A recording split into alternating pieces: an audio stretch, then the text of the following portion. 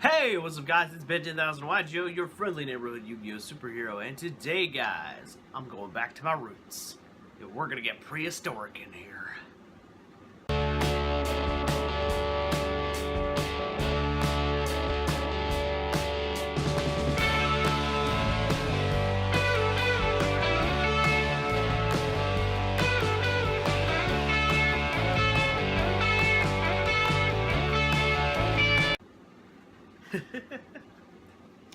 Alright, so this video is kind of like I said, we're going back to my roots for this one. If you haven't guessed by the title, today's deck is going to be Dino Rabbit.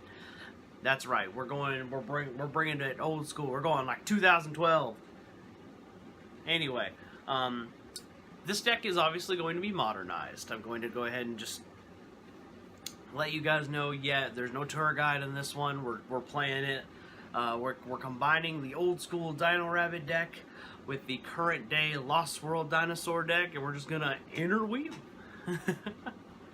So that's today's deck idea. By the way, if you're new here, this is how we do things here on my channel. We have this little discussion here at the front. I'm gonna throw you some replay footage real fast, and then we're going to have the deck profile towards the end. By the way, though, before we get into all that, I do have an announcement to make. I am close to 400 subs. It's a little late when I'm recording this, guys.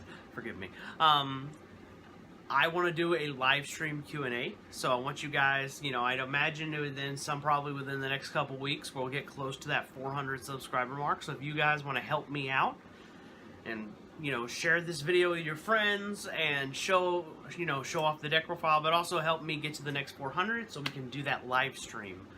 I want to do this Q&A live stream. By the way, pretty much no question is off limits. If I'm just too embarrassed to answer the question, I'll say that. But for the most part, you can ask whatever you want. With that being said, let's get into those replays. Catch you on the flip side.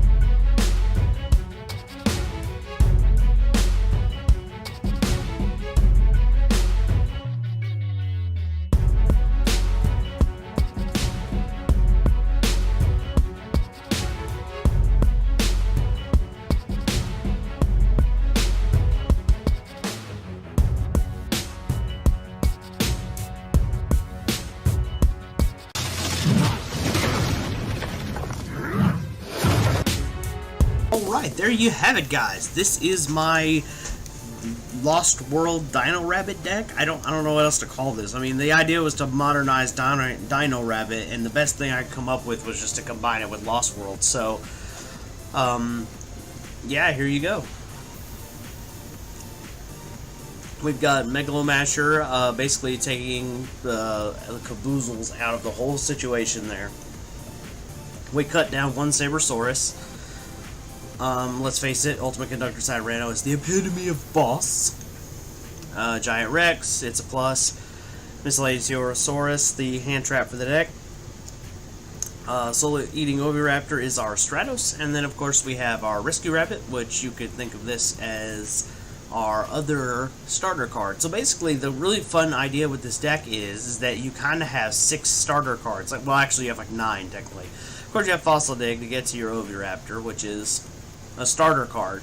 In the main dinosaur deck, you have 6, but with this deck, you have 9 altogether. So legitimately, a fourth of your deck is starter cards, which is really useful.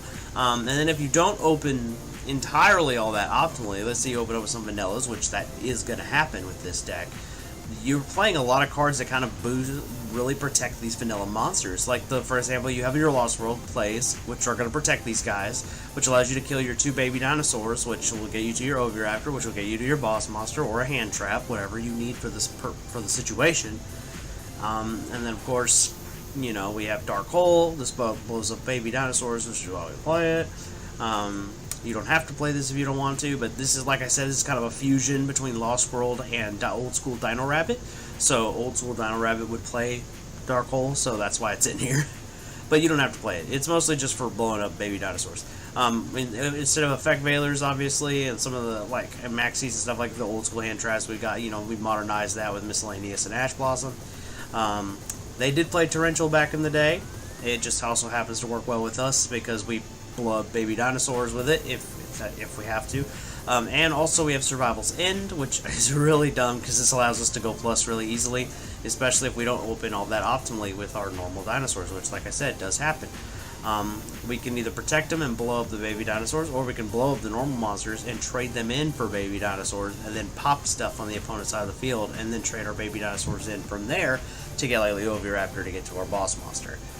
It's all about getting that to that Tyranno, basically, or making our rank 4 Xyz plays. Negates, Solemn Warning, Solemn Judgment, they're just bonus negates. Of course, you want your Twin Twisters because, you know, Mystic Mine and all that stuff. A lot of back row based decks running around, and then Mind Control, because the Tecton Mind Control. Like, okay, so back in Dino Rabbit format, this was a 1-of card because it was at 1, and nobody, like, it's just funny that now it's kind of a funny tech card because nobody sees it coming.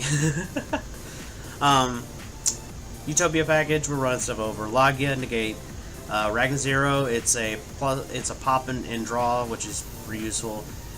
Dulka, probably the ultimate negator for this current format. I mean, it's kind of, you know, I think it takes out, you know, out of the 5 decks that I think are the strongest decks in the game currently, this is a good combat against 4 out of 5. So, and then for the 1 out of 5 that you have problems with, Tornado Dragon, because if you go first, you can at least chain to their activations and things like that. Dire Wolf, it's another pop. It's also like what they used to play back in the old Dino Rabbit days. Exciting Knight, same thing. Abyss Dweller, it's super useful, and it can be really big thanks to us actually having water monsters to make it with.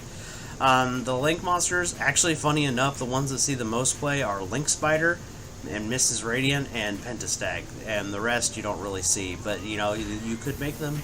You could make them. It happens. It's actually, the deck is surprisingly consistent.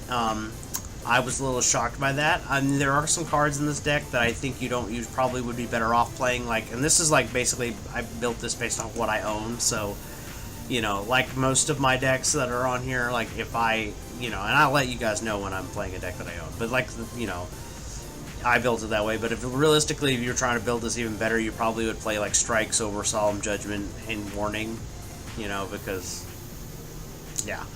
The Twin Twisters is about right. Survival's End actually combos with Twin Twisters. You don't really need Dark Hole and Torrential. You probably could cut out both of these guys. Probably play something else that's a little more to your style, like maybe more hand traps. That's up to you. Or maybe go for a play set of Mind Control, because it's in some cases it's just as good as a Kaiju. So it just depends. I've also got some, like, you know, some cards that used to be in the original version of this deck, like Veiler and all that stuff, which basically Ash Blossom replaced that, and Miscellaneous Aurus, but replaced that because, you know, dinosaurs.